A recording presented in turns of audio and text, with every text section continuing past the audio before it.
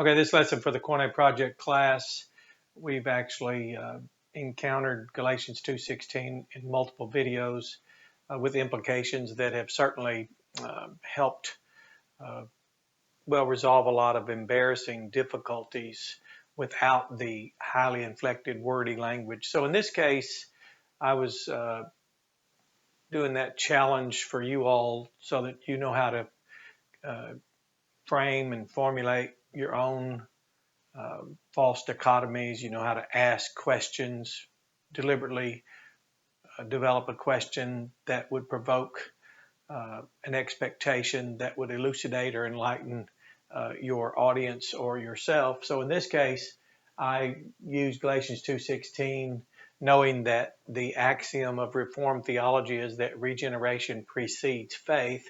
And in this case, we're looking at the finite verb, the verb pisteuō, Strong's number G4100. So we know in Galatians 2:16 this perfect active participle from eīdω, a sight word, a notice, as ones who having noticed or always noticing. Well, if Calvinism were infallible, let's say, then we could expect, what would Galatians look like if we have regeneration preceding the finite verb? Then it would be in a causal relation. So we have this causal relation with eîdότες. So let me just write that as ones who having noticed, and you remember, and are always noticing, that continuous result, always noticing, and we'll word this out a little bit, that, and you all know this quite well by now, and I'm going to put the T here for the negative particle not. Remember, no kind of, I'll write that over here, no kind of, remember, no article, so it's emphasizing quality. So no kind of man. Now, we've used this to demonstrate that no type of man in any dispensation, in any age, no type of man under the law or in the future tribulation or anything like that. So we've eliminated any kind of man is being justified. Justified as declared right. So as ones who having noticed once for all and are always noticing that no kind of man is being justified out from, this is that word ex, ek as in ex from exit. In this case, it's spelled that way because of the relationship to this out from. And here we have no article, any kind, and then of course of works, and then here again of any kind of law, if not. That's usually translated except, but it doesn't have to be except at all. We can word it out. If not through, notice this, through, and then this is a quality of kind. So a kind of faithfulness.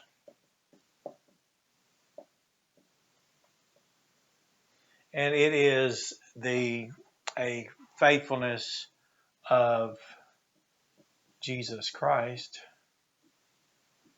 And no kind of man has that kind of faithfulness. So we can go on here. Indeed, we ourselves, this independent personal pronoun emphasis, we ourselves, there we go, into, you notice this is ace, that preposition appears 1,700 times, always receives its object in the accusative case. So into Christ. So that helps you there. Jesus, Christ Jesus. And then here's the finite verb. Now, I won't finish this text, but here's the finite verb from G4100. Pisteuō. Pisteuō. So that's that finite, where we were talking before about the chief demarcation in the disputation on searching for a text that we would love to have found if we were looking to find a support for Calvinism, which the text is not designed nor intended to support Calvinism.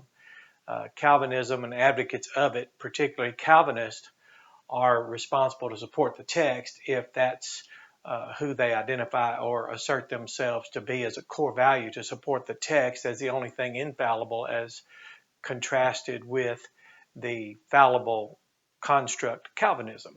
So we noticed that between a finite verb and a participle, the distinction is not often made, and few would even know it. So we went to search for, as we were working in the project in this Koine project class, do we have regeneration that precedes the finite verb believe? So here's a absolutely wonderful text example.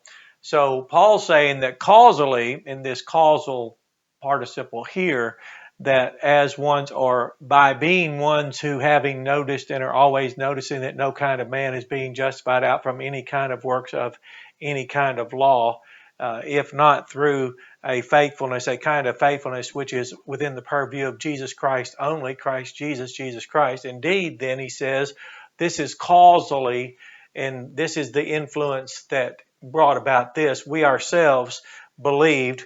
This is the simple form of action. This is aorist.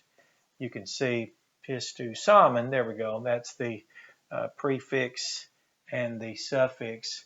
We believed. Very simple form of action. Punctular action. Remember, we have punctular, we have continuous, and then the perfect tense is a once for all with a continuing result. So this is a great place where then you say, well, what's this about?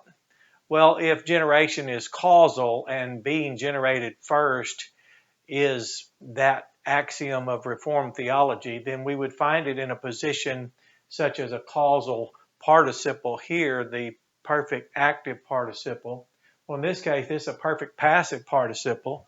You notice that here from the reduplicated stem. And here's the word it's from, genνάω. There we go. From genνάω, which is speaking to father, or of a mother to birth a child. This is to father.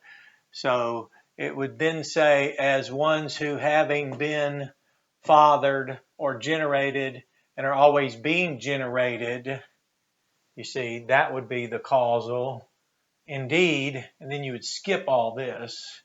As one's being generated, then we could then suppose being generated would give us this insight that not even one kind of man, that no kind of man is being justified out from any kind of works of any kind of law, if not through the kind of faithfulness of Jesus Christ within this exclusive purview of Jesus, that kind of faithfulness. And that, when we think about that kind of faithfulness, it staggers us, because there's no one that can even be discussed in the conversation with Jesus Christ, who fulfilled all righteousness, fulfilled the law, literally filled it up with all of his heart, soul, mind, body, and strength in every way it could be fulfilled. And he fulfilled all the law with all of his heart, soul, mind, body, and strength, loved his neighbor as himself with all his heart, soul, mind, body, and strength, in word, action, deed, thought, every way. Only Jesus was born able and willing to do that. Only Jesus, Isaiah 42, is the elect one. So if you don't enter Christ by faith, you can just no longer speak of electness of ourselves apart from a relationship with him. So here we would expect, but we don't have this. So then let's say on the last hand here, that I will continue to not belabor it, but we would expect then, as ones who, having been father, always being fathered, then we could just skip all that. Then even we ourselves believed into Jesus Christ, but we don't have that. So this would be a good example of how you can actually rewrite the text. That is, what would you expect if Calvinism's assertion or the Axiom of Reformed Theology, and there are differences between Calvinism and Reformed theology. You can do that research. I'm just staying with the languages and using those as the basis of this apologetic and outreach ministry of Landmark Missionary Baptist Church. So you can go in and say, well, what would it look like? Should we expect, and we should, especially in the Koine text, as really, I don't know how to say it, it's really a commoner's level. It's not classical Greek. And since it's already written, we're not composing it.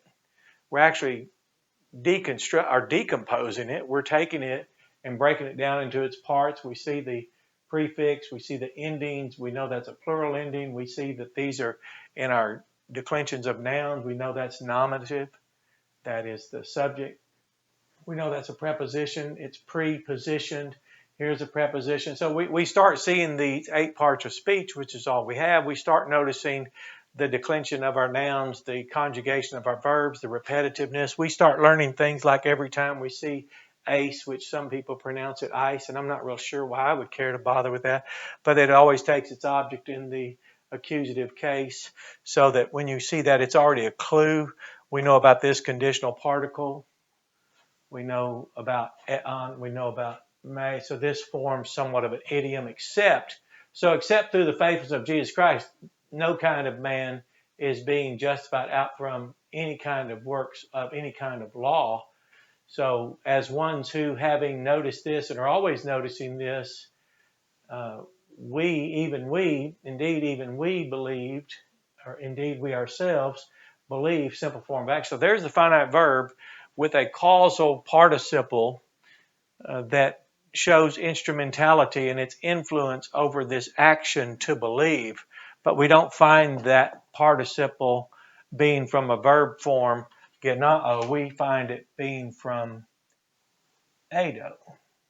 So instead of these empty conversations out there that aren't very scripted and don't have much from the text to say, it's just, this is a great way to set it up, do the work, look up gennāo, go find it in its past participial form, juxtapose it, interpose it within a text for the demonstration of how different would the text be were the implications of Calvinism's assertion, for example. And I'll talk about the ism and do the reification fallacy and talk about it as though it has animate features and abilities. So Calvinism's assertion to be infallible would begin to indicate for us something that seems to be the hinge on which the entirety of it hinges. And in Reformed theology, I've seen more than once where it says regeneration precedes faith as the axiom of the Reformed theology. So that's fine. That's their assertion, and there's really no argument from us. That is, we're not incited and nor are we agitated by it, but we certainly can evaluate it, and it would be more in line with the character of those of us who search the scriptures to see if things which people say, assert, or adamantly affirm are actually what the scriptures teach. So this is a good exercise, helps you with your language, also helps you start asking the right types of questions. Well, if it's true, then a text like Galatians 2:16 that has a causal participle showing the influence as it affected and brought about this act to believe, then we would look for regeneration. So that's why we're teachers. That's why we go out to preach and teach and reason with people so that they can receive this insight, so that this would be their chief advantage and increase the probability of the outcome which we would desire as those who go into all the world and make disciples. And if you're a soul winner, the last thing you would do is avoid insight that you would convey to your neighbor, your lost neighbor. You'd want him to have insight, want him to come to the knowledge. We once called it a saving knowledge, where the person understood what they were doing and then believed with a purpose into Jesus Christ, so that their standing before God would be right. They could be declared just according to the correct message of justification. They would then understand why it's so profound what Jesus said, that those who believe in him are already having everlasting life. So you have a blessed day and enjoy this lesson.